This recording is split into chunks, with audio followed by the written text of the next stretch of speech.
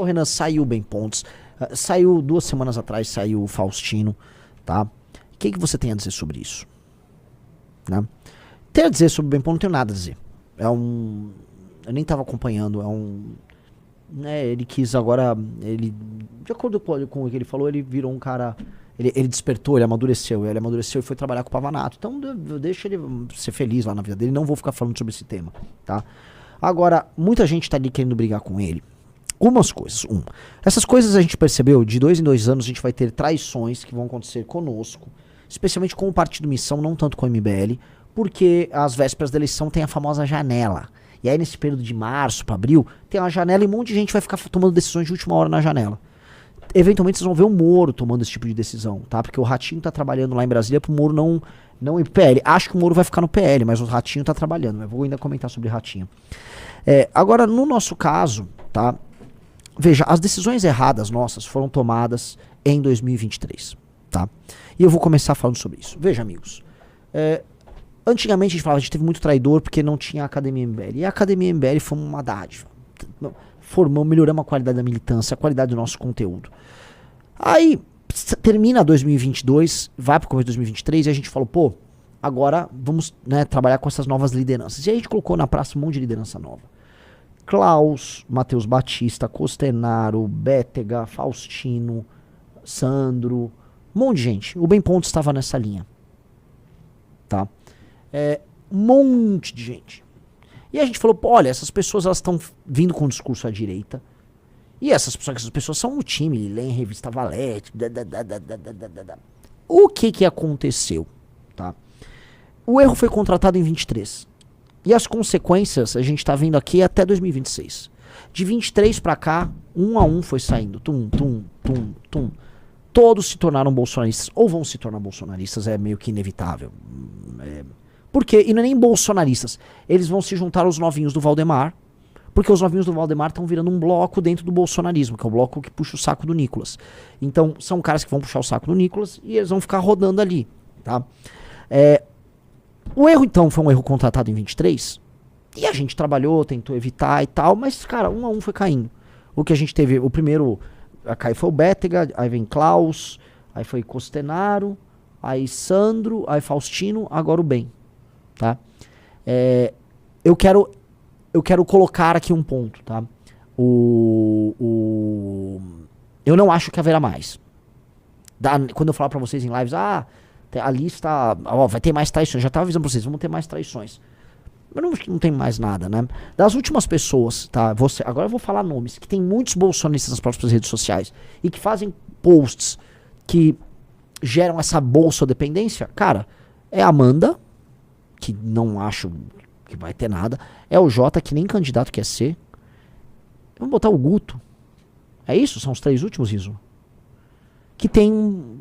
Só que assim, essas 3 pessoas são nossos irmãos. Eu não acho de maneira alguma que vocês vão ver problema nisso. Agora, são pessoas que naquela mesma época, 23, faziam conteúdos que ressoavam no bolsonarista.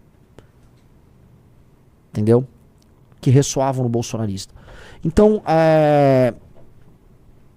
tá ali, mas não acho que vocês sequer tenham que... Só tô jogando assim. Quem é que tem ainda esse tipo de seguidor? Tá? Então... É isso.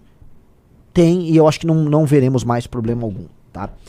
Isto posto, e agora que fez a limpa, saíram todos. Eu não acho que tem ao redor do Brasil, até me levantem nomes aí, né, de gente que tem basicamente, um farmador profissional de bolsominion. Se acharem, Renan, tem um farmador aqui e tal. Me apresente. Eu acho que acabou. Tá? Acho que acabou. Acabou. Vamos falar aqui os erros.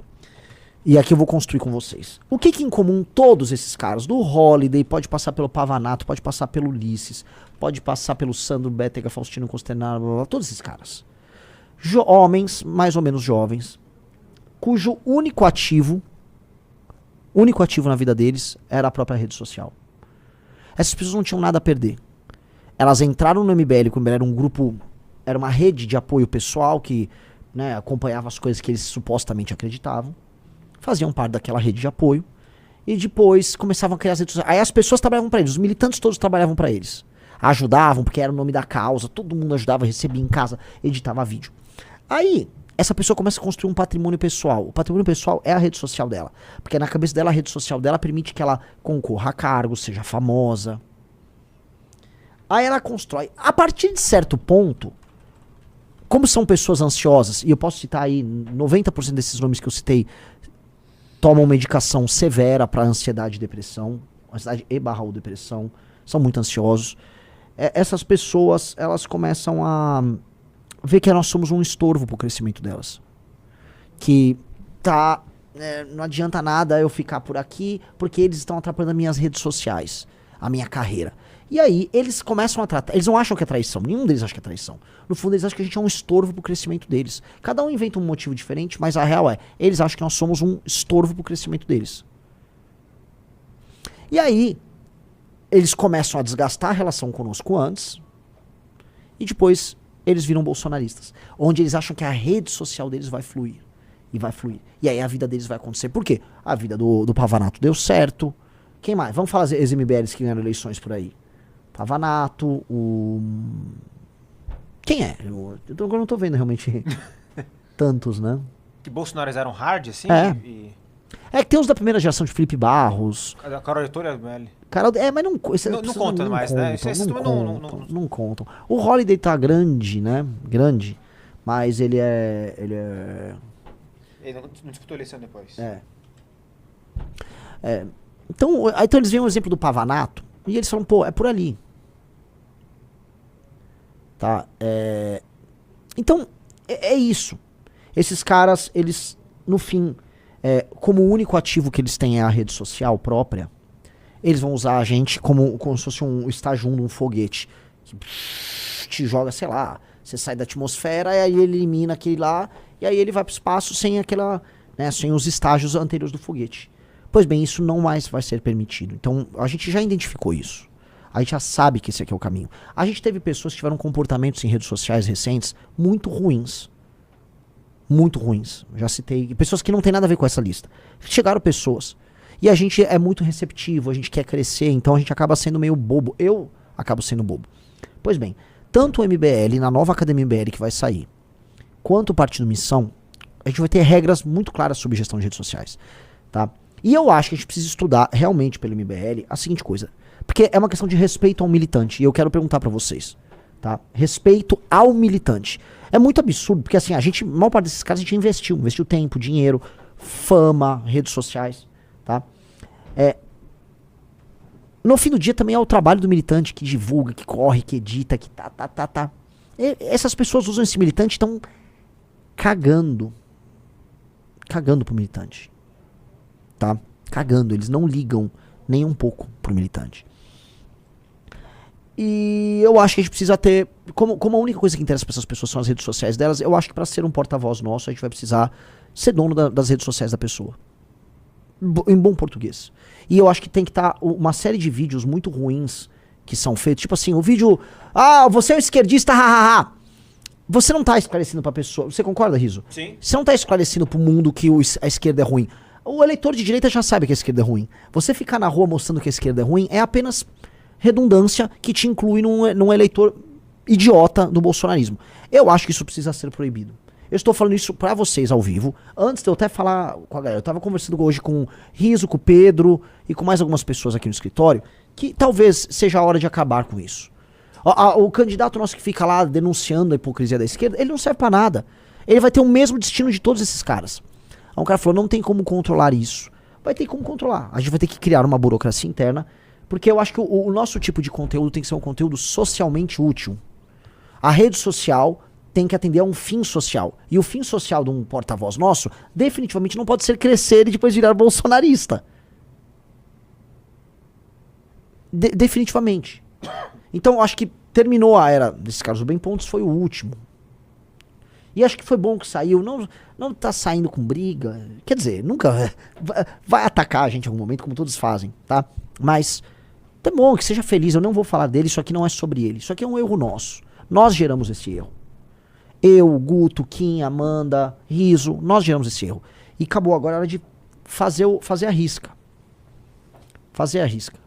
Então, nós precisamos ter Olha, o conteúdo do nosso porta-voz tem que ser socialmente útil. Eu vou dar um exemplo. Não acho que sirva pra todo mundo, porque logicamente eu sou um pré-candidato à presidência da República. Dito isso, o meu conteúdo, eu sou hoje um cara que tá crescendo, eu cresço todo dia 5 mil seguidores. E eu não estou denunciando hipocrisia de nada. Eu tô falando de problemas no Maranhão, problemas no Piauí, eu tô falando de reforma disso, de proposta daquilo. Eu faço um ataque na esquerda, faço um ataque na direita, mas abre meu Instagram. Vocês vão ver aqui que a quantidade de conteúdos bobocas ideológicos não dá 10% do meu... Talvez dê no máximo 10%. Vamos lá, ó. Vamos lá.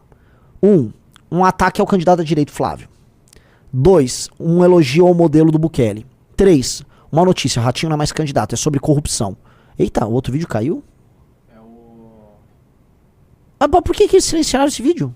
Que tem um... Tá. Aí é fogo, né? Mas tudo bem. 4, uma entrevista na rua. Isso pode ser enquadrado como uma lacrada à direita?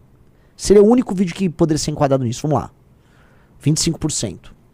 Nova camisa do Brasil tem um pouquinho de lacrada, mas não é muito, porque eu tô falando de proposta também. 6, agenda de corrupção. 7, Banco Master batendo no cara da direita. Agenda de corrupção. Não confie em mim, a coisa mais antipopulista de todas. Vamos pra cima do crime organizado, e isso aqui é sobre Master também. Não tá incluso lacrada, não tá incluso lacrada. Foto de manifestação. Delata Vorcaro não tá incluso em lacrada. Ponte no Maranhão não é lacrada. Wesley Safadão e corrupção não é lacrada. Ele é inclusive de direito, Wesley Safadão. Caminhoneiros podem parar o Brasil não é lacrada, é proposta pros caminhoneiros. Quero o fim da CLT não é lacrada. Então, eu tô crescendo sem precisar fazer isso. E muitas outras pessoas estão crescendo. O Bertolucci saiu de 15, 20 mil seguidores pra o quê? Quase 200 mil? Nem sei quantos Bertolucci tem. Por aí já. Cara, falando do escândalo do Banco Master e arrumando briga com o Ratinho.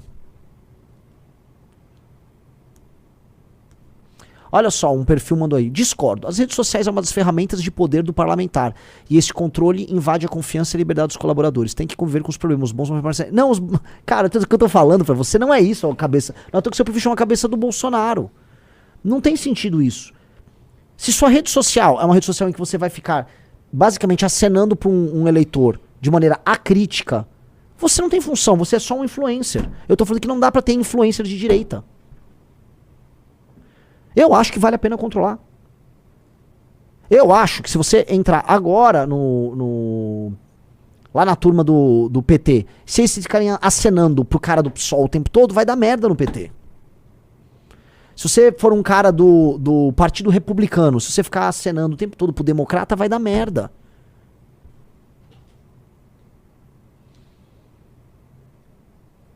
Entendeu? Então eu acho que vamos precisar fazer isso.